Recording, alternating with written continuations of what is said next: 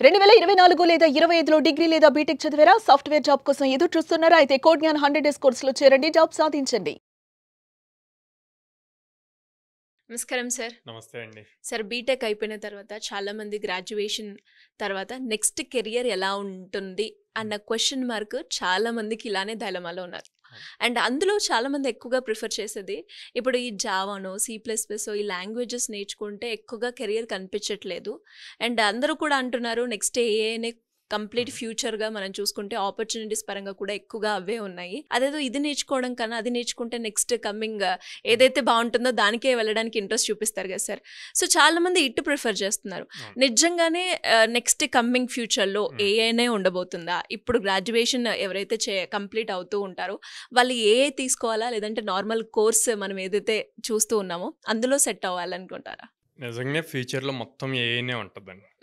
మీ ప్లేస్లో మీలాగా రోబోట్ వచ్చేస్తుంది మీ ఫేస్ మొత్తం ఆబ్వియస్గా 100% ఏఐనే ఉంటుంది. కానీ ఇప్పుడు మనం మాట్లాడుకుంటుంది ఫ్రెషర్స్ గురించి. ఓకే, ఫ్రెషర్స్ ఇప్పుడు ఏఐ కానీ డేటా సైన్స్ కానీ వీటన్నిటికి కూడా కొంత ఎక్స్పీరియన్స్ కావాలి. ఇప్పుడు కంపెనీస్ ఫ్రెషర్స్ని తీసుకెళ్ళి అట్లా ఏఐ లాంటి ప్రాజెక్ట్స్లో ఇన్వాల్వ్ చేస్తే చిన్న మిస్టేక్ జరిగినా చాలా హ్యూజ్ లాస్ వస్తుంది. అవునవును. సో ఫ్రెషర్స్కి చాలా తక్కువ ఓపెనింగ్స్ ఉన్నాయి, ఆపర్చునిటీస్ చాలా తక్కువ ఉన్నాయి. ఓకే, వీళ్ళు తక్కువ ఉన్న ఆపర్చునిటీస్ కూడా ఎవరికి ఉన్నాయంటే హైలీ స్కిల్డ్ పీపుల్కి ఉన్నాయి. ఓకే, మనం ఇప్పుడు almost 15-16 lakh students pass out అవుతున్నారు ఎవ్రీ ఇయర్ ఓన్లీ ఇంజనీరింగ్ నుంచి. మళ్ళీ డిగ్రీ వాళ్ళు ఉన్నారు. సో ఓవరాల్ 25 lakhs దాకా ఉన్నారండి.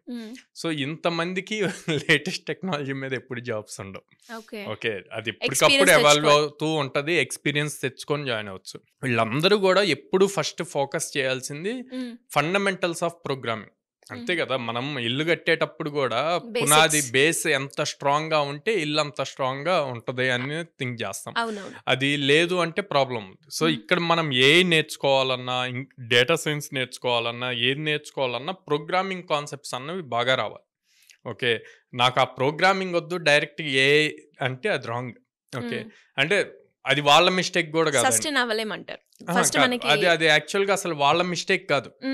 ఈ ప్రోగ్రామింగ్ వద్దు ఏఐనే నేర్చుకుంటామన్న థాట్ ఎందుకు వస్తుంది అంటే, మీరు యూట్యూబ్ ఓపెన్ చేసి థంబ్నెయిల్స్ వస్తే అసలు ఇంకా ఏ ప్రోగ్రామింగ్ అవసరం లేదు, ఏఐ ప్రాంప్ట్ ఇంజనీరింగ్తో జాబ్ వచ్చేస్తుంది అన్న పాయింట్లో ఉంటాయి. నేను ఓపెన్గా అడుగుతున్నా, ప్రాంప్ట్ ఇంజనీరింగ్ అంటే ఏందని? ఏం చేస్తున్నాం అక్కడ? మనం సెంటెన్స్ ప్రాపర్ ఫ్రేమ్ చేసి ఇవ్వాలి, అవునా?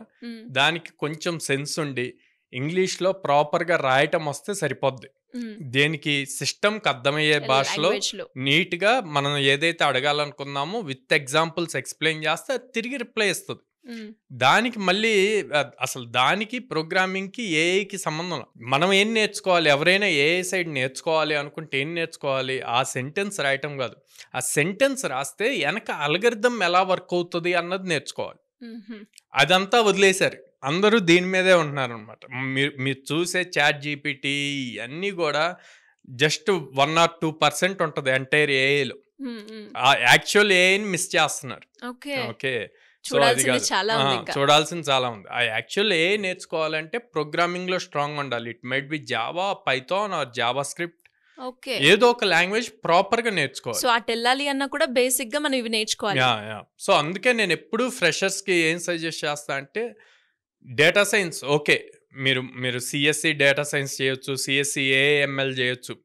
మీరు ఎంత స్ట్రాంగ్ గా ఉన్నారు డేటా సైన్స్ ఏఎంఎల్లో అంటే, డేటా సైన్స్ కానీ ఏఎంఎల్ కానీ చేయాలి అంటే, artificial intelligence or machine learning చేయాలి అంటే mathematical skills most important. Programming కన్నా కూడా ఇంటిగ్రేషన్స్, ప్రాబబిలిటీ స్టాటిస్టిక్స్ ఇవన్నీ ఎంత స్ట్రాంగ్గా మీరు చేయగలుగుతారు, అది ఉంటే అప్పుడు నేను కెరీర్ అటు సైడ్ డిసైడ్ అవ్వమంట. అట్లా కాకుండా బయట ఏయో వీడియోస్ చూసి, యూట్యూబ్ వీడియోస్ ఇట్లా చూసి ఇంత సింపుల్గా జస్ట్ కోడ్ రాస్తే డేటా సైన్స్ అవ్వచ్చు అనుకొని వచ్చి డేటా సైన్స్ కోర్సులో జాయిన్ అయిపోయి అదో 6 months కోర్స్ అయితే ఒక 2 months అవ్వగానే అక్కడ మ్యాథమెటిక్స్, ప్రాబబిలిటీ స్టాటిస్టిక్స్ స్టార్ట్ అయ్యాక ఇది మన వల్ల కాదురా అని వదిలేస్తే money loss, time waste.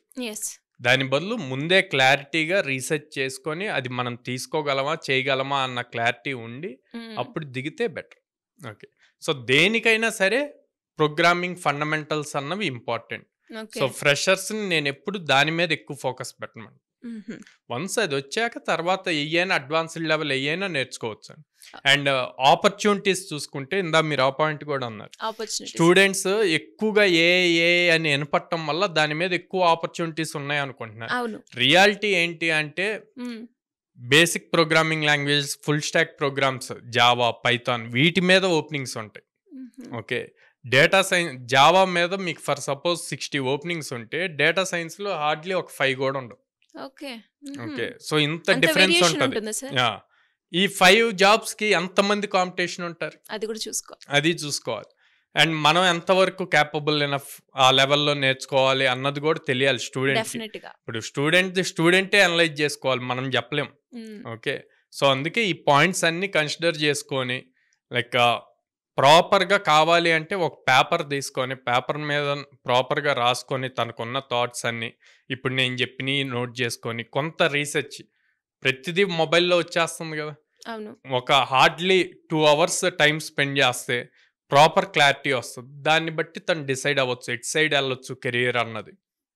So freshers ఎప్పుడు కూడా ఐ ఆల్వేస్ సజెస్ట్ ఇవన్నీ ఎవర్ గ్రీన్ అండి. ప్రోగ్రామింగ్ లాంగ్వేజెస్ పైథాన్ కానీ, జావా కానీ, జావా స్క్రిప్ట్ కానీ వీటిని యూజ్ చేసే మిగిలిన అన్ని బిల్డ్ అవుతూ ఉంటాయి. అండ్ ఒక క్లారిటీ వచ్చింది ఒక ఫ్రెషర్ స్టూడెంట్కి అని అనిపిస్తుంది. అండ్ మీరు అన్నారు ఫ్రెషర్కి కాదు, కొంచెం ఎక్స్పీరియన్స్ ఉన్న వాళ్ళకి ఏఐలో చాలా ఉన్నాయి.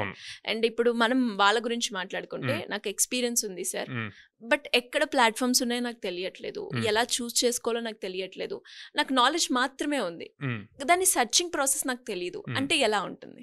జనరల్గా ఎక్స్పీరియన్స్ ఉన్న వాళ్ళు ఆల్రెడీ వర్క్ చేస్తూ ఏ సైడ్ షిఫ్ట్ అవ్వాలి అనుకుంటారండి. లేదు అంటే గనక వర్క్ స్టాప్ చేసేసి పర్టికులర్గా ఇది నేర్చుకొని అప్పుడు చేద్దాం. నేనేం సజెస్ట్ చేస్తా అంటే మార్కెట్ సిచ్యువేషన్స్ బాగలేని టైంలో మీరు కెరీర్ షిఫ్ట్ అవ్వాలి అనుకుంటున్నప్పుడు ఉన్న జాబ్ని ఎప్పుడు మానేయొద్దు. ఉన్న జాబ్ కంటిన్యూ చేస్తూ డిఫికల్టీ అయినా సరే ఈవినింగ్ టైమో లేకపోతే ఎర్లీ మార్నింగో 2-3 hours దీనికి టైం స్పెండ్ చేస్తూ నేర్చుకున్నాక అప్పుడు ఆపర్చునిటీస్. సో ఆపర్చునిటీస్ ఎప్పుడు మనకి ప్రీవియస్గా కొన్ని ప్లాట్ఫామ్స్ ఉంటాయండి, మనకి నౌకరీ, మాన్స్టర్ ఇట్లాగా ప్లాట్ఫామ్స్ ఉంటాయి.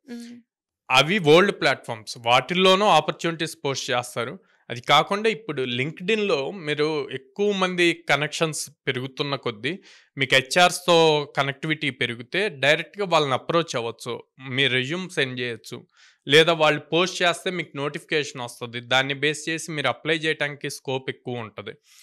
3+ years ఎక్స్పీరియన్స్ ఉన్న వాళ్ళకి అక్కడి నుంచి మల్టిపుల్ ఓపెనింగ్స్ ఉన్నాయండి ఏఐ రిలేటెడ్. కానీ దాని ప్రాపర్ అందరూ మళ్ళీ లైక్ ఇందాక నేను చెప్పినట్టే అదే ప్రాంప్ట్ ఇంజనీరింగ్ అవే తెలుసుకొని అదే ఏఐ అంటే అది రాంగ్. అసలు ఎప్పటికీ ఇంటర్వ్యూ క్లియర్ చేయలేరు. అందుకే అందరు ఇప్పుడు రష్యన్ జాబ్స్ లేవంటున్నారు, కానీ బయట కంపెనీస్లో హండ్రెడ్స్ ఆఫ్ జాబ్స్ ఉన్నాయి. కంపెనీ వాళ్ళు ఏం చెప్తున్నారు, మా దగ్గర జాబ్స్ ఉన్నాయి కానీ స్కిల్డ్ పీపుల్ దొరకట్లేదు అంటున్నారు. ఇక్కడేమో అందరు స్టూడెంట్స్ కానీ లేకపోతే లే ఆఫ్స్ అయిన వాళ్ళు ఖాళీగా ఉంటున్నారు. ఇక్కడ వీళ్ళేమో మా దగ్గర జాబ్స్ ఉన్నాయి కానీ స్కిల్డ్ పీపుల్ ఉన్నారు. అంటే అప్పుడు వీళ్ళు ఏం చేయాలి, ప్రాపర్ స్కిల్ నేర్చుకోవాలి, అది రీసెర్చ్ చేయాలి, ఎక్కడ నేర్చుకోవాలన్నది చూడాలి. ప్రాపర్గా స్కిల్ నేర్చుకుంటే ఖచ్చితంగా ఆపర్చునిటీస్ ఉన్నాయి, క్రాక్ చేయగలరు. అందుకే కోడ్నాన్ ఎప్పుడూ కూడా మెయిన్ Tier 2, Tier 3 సిటీస్లో ఉన్న అన్ఎంప్లాయ్మెంట్ రేషియో తగ్గించి ఎక్కువ మందికి జాబ్స్ రావాలి అని చెప్పి ఎప్పుడు ఫోకస్ చేస్తాం.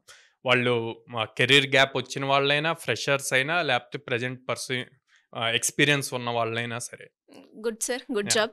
అండ్ అలాగే మనం మాట్లాడుకున్నాం కాబట్టి చాలా మందికి కూడా స్టూడెంట్స్, మీరు బీటెక్ అంటే పర్సూయింగ్ స్టూడెంట్స్కి కూడా మన దగ్గర కోర్సెస్ ఉన్నాయని చెప్పారు. అండ్ గ్రాడ్యుయేషన్ అయిన వాళ్ళకి ఉన్నాయి, అండ్ ఎక్స్పీరియన్స్ ఉన్న వాళ్ళు కూడా ఇప్పుడు మీరు అన్నట్టుగానే కొంచెం ఏ నేర్చుకొని ముందుకెళ్ళాలి అని అనుకుంటారు.